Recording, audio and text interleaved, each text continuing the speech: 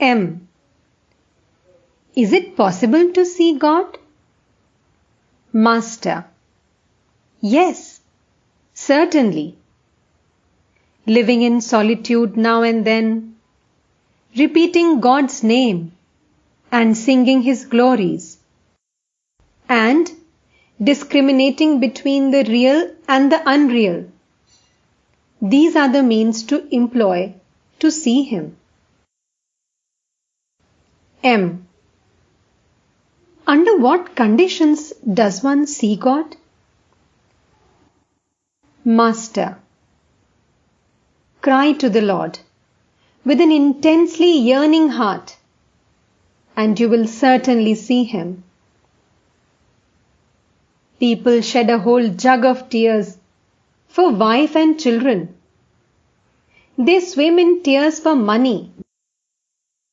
But who weeps for God? Cry to Him with a real cry. The Master sang, Cry to your mother Shyama with a real cry, O mind. And how can she hold herself from you? How can Shyama stay away? How can your mother Kali hold herself away? O mind, if you are in earnest, bring her an offering of bay leaves and hibiscus flowers.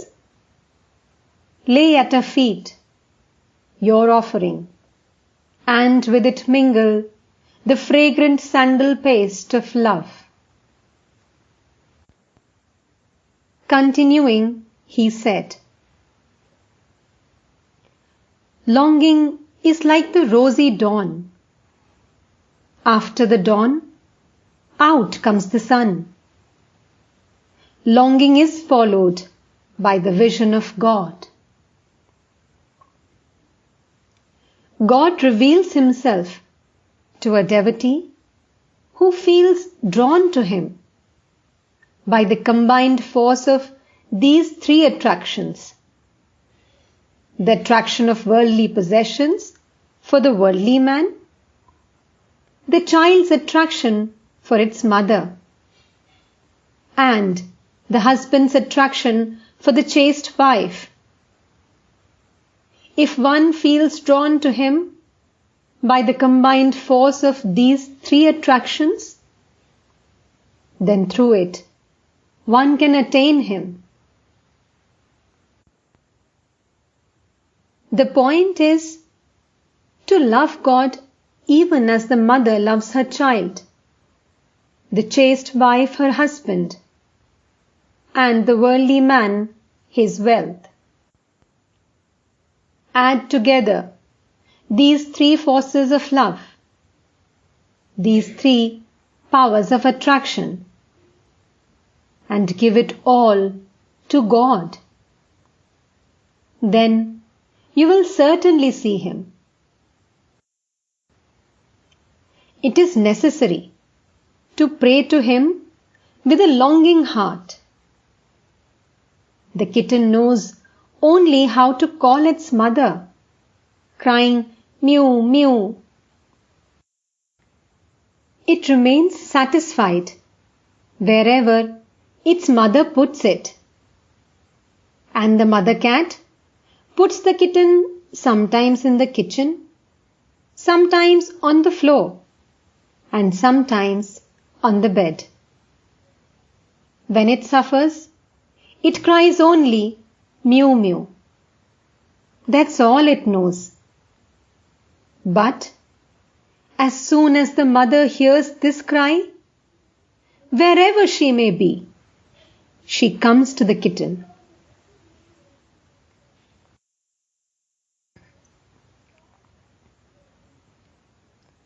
It was Sunday afternoon when M came on his third visit to the Master. He had been profoundly impressed by his first two visits to this wonderful man.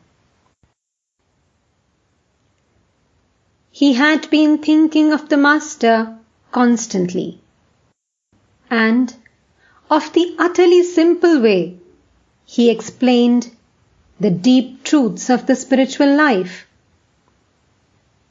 Never before had he met such a man. Sri Ramakrishna was sitting on the couch. The room was filled with devotees who had taken advantage of the holiday to come and see the Master.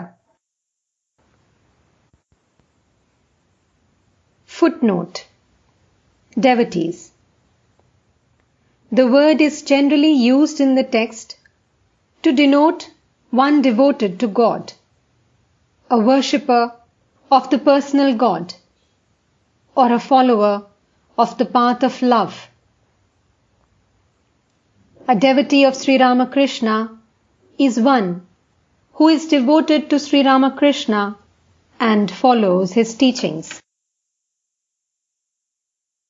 The word disciple, when used in connection with Sri Ramakrishna, refers to one who had been initiated into spiritual life by Sri Ramakrishna and who regarded him as his guru. Footnote ends. M had not yet become acquainted with any of them, so he took his seat in a corner. The Master smiled as he talked with the devotees. He addressed his words particularly to a young man of 19, named Narendranath, who was a college student and frequented the Sadharan Brahmo Samaj.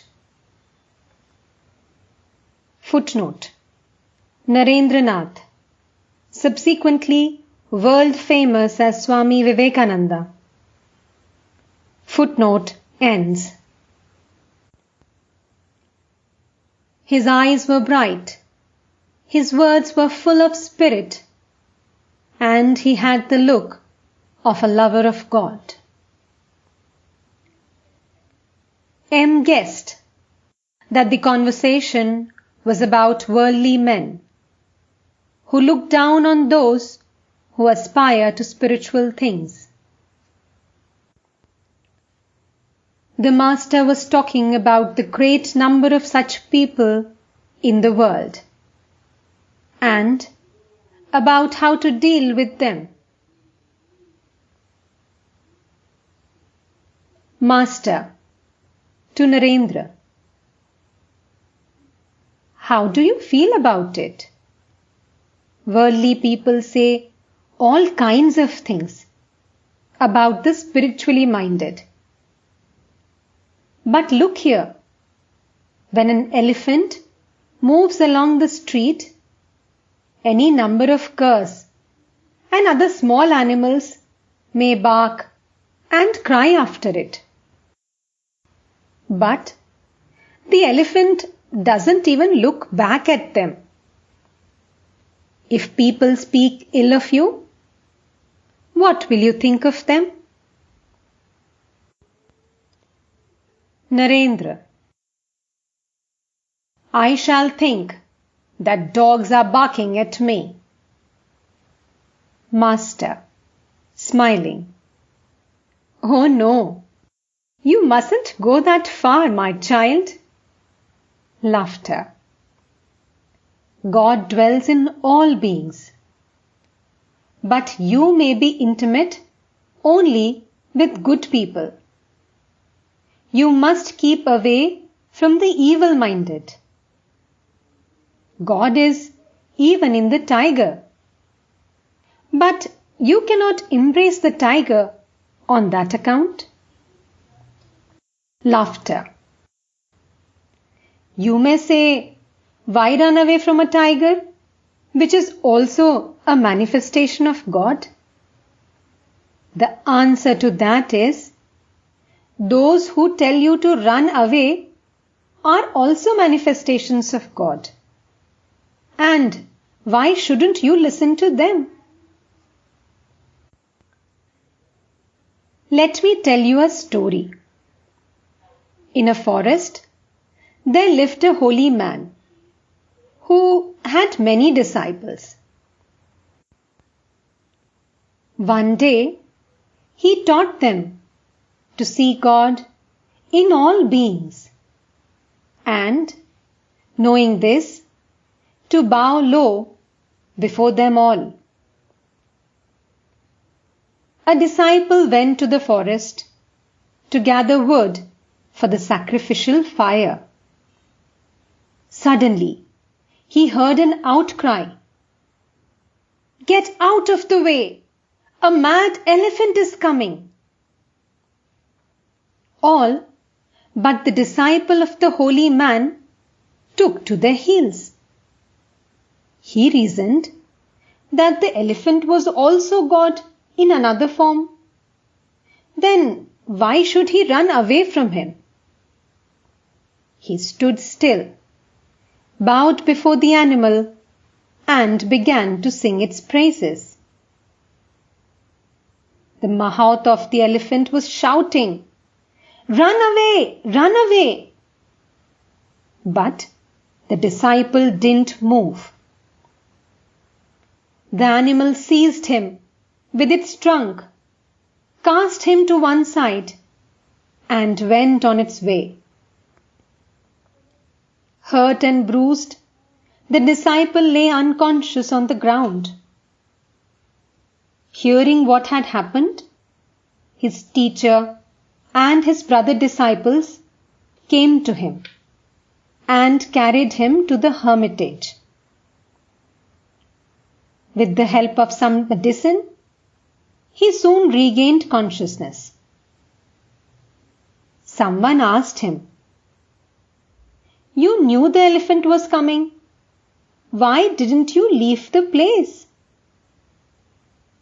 But he said, "Our teacher has told us that God Himself has taken all these forms of animals as well as men.